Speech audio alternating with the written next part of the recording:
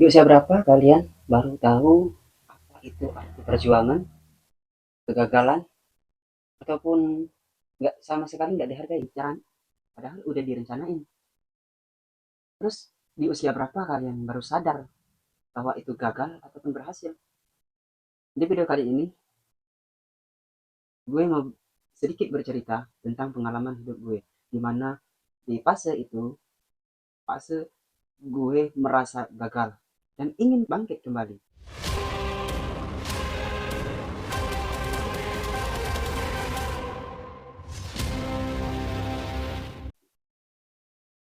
Halo, selamat datang di Irfan Susanto. Dan di storytelling bagian pertama ini, saya akan ingin menceritakan tentang masa kegagalan gue. Dan di sini kalian baru lihat bagaimana gue itu tertatih-tatih untuk bangkit, merangkak, ingin berdiri lagi. Di video saya ini, saya tidak akan mengurai siapapun ataupun mengulik gitu. Tapi ini cerita tentang kita. Mungkin ceritaku sama dengan kalian. Simak videoku kali ini, anggap aja ini obrolan malam. Kita saling menemani. Di mana kita di sini aku bercerita mungkin sama dengan cerita kalian. Di masa saya di titik saya merasa gagal ataupun pencapaian tidak ada hasilnya gitu, itu terlihat di bertambahnya usia orang tua, di mana di situ di posisi itu orang tuaku, terutama ibu, jatuh sakit, kemudian dirawat di klinik terdekat, merasakan titik gagalnya gue.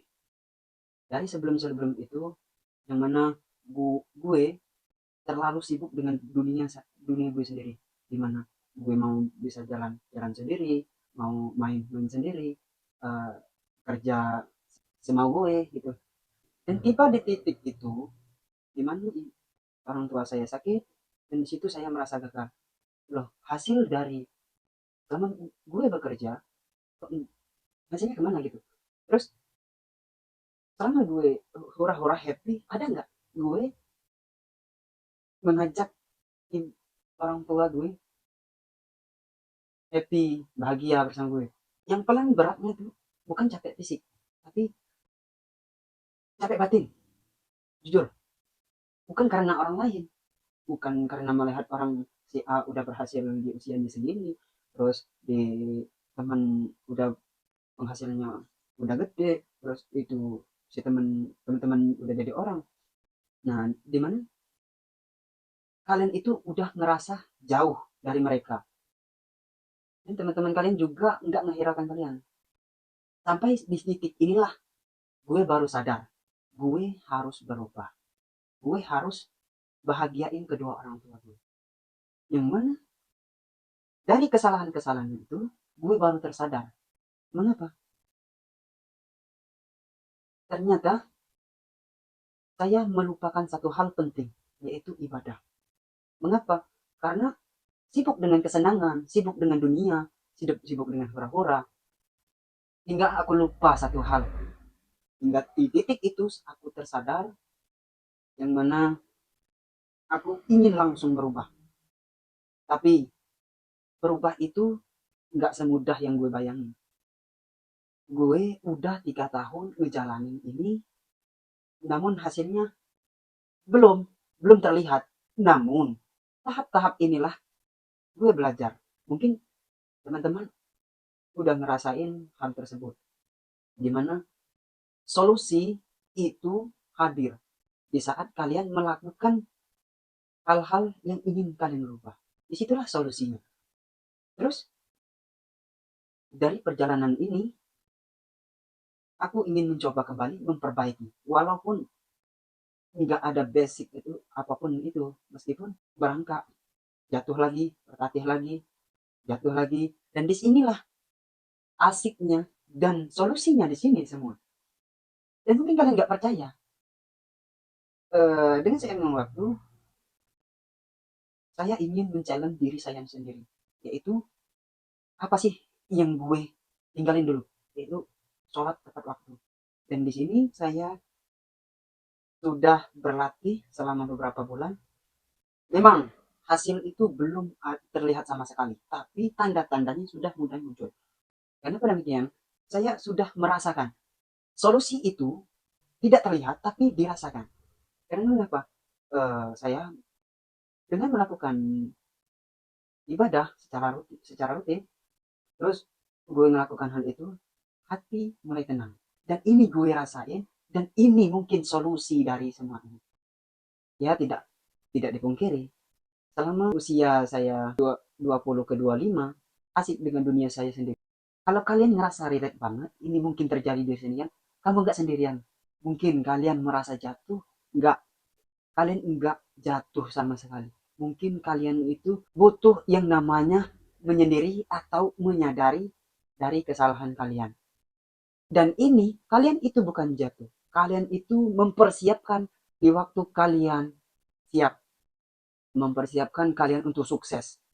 Dan di mana kalian itu bisa menikmati di waktu yang tepat. Saya udah ngejalani itu ibadah di waktu. Salah satunya challenge subuh berjamaah. Sungguh sangat sangat sulit sekali. Dari mana eh, pas posisi saat itu saya nyaman dengan tidur. Di mana itu saya sangat nyaman itu, waktu subuh itu sangat nyaman sekali tidur. Nggak bisa dibayangin. Pengen berubah drastis, pengen challenge sendiri sendiri itu. Saya men-challenge diri saya sendiri itu 30 hari sholat subuh berjamaah. Di 1 sampai 5 hari mungkin lagi semangat-semangatnya. Di mana posisi itu kalian tekadnya udah bulat, niat udah mantap. Tapi di 6 sampai ke 10 harinya kalian udah merasa ada yang berbeda. Dan kenyamanan itu kembali lagi. Yang mana kalian mungkin di luar sana udah terbiasa dengan hal ini, terus kalian melakukan hal ini, kalian direndahin gitu. Padahal bukan untuk pamer, bukan untuk istilahnya tuh pengen dipuji, dan kembali lagi di kenyamanan. Kemudian di 15 hari di 10 sampai 20 baru tahu kalian apa yang kalian lakukan itu. Mungkin di, di antara teman-teman udah biasa melakukan ini, tapi kalian timbul ya, dan juga mungkin di antara teman-teman ada yang belum melakukan, baru niat tapi belum ngelakuin. Coba deh kalian bisa ngerasain. Dan di 21 sampai 30 saya baru ngerasain, baru temu itu yang namanya rasanya ketenangan. Dimana kalian bisa ngerasain hal itu. Mungkin rasanya berbeda. Lu bisa merasai tenang dalam hal itu. Terus kalian menjalani kehidupan dengan tenang, dengan aman, nyaman. Kalau kalian ingin berbagi, klik like, comment, terutama subscribe. Mungkin di antara kalian pernah jatuh, ataupun itu kita berbagi cerita bareng. Bangkit lagi, yang sudah terbiasa, yuk kasih referensi biar kita kuat menjalani hal ini. Terima kasih sudah mendengarkan cerita saya. Kalau kamu merasa ini terjadi di kalian ataupun pernah melewatin hal ini, boleh berbagi di komentar. Jangan lupa like, comment, dan subscribe channel saya. Yuk kita belajar bangkit. Sekian storytelling dari saya. Terima kasih. Sampai berjumpa di video selanjutnya.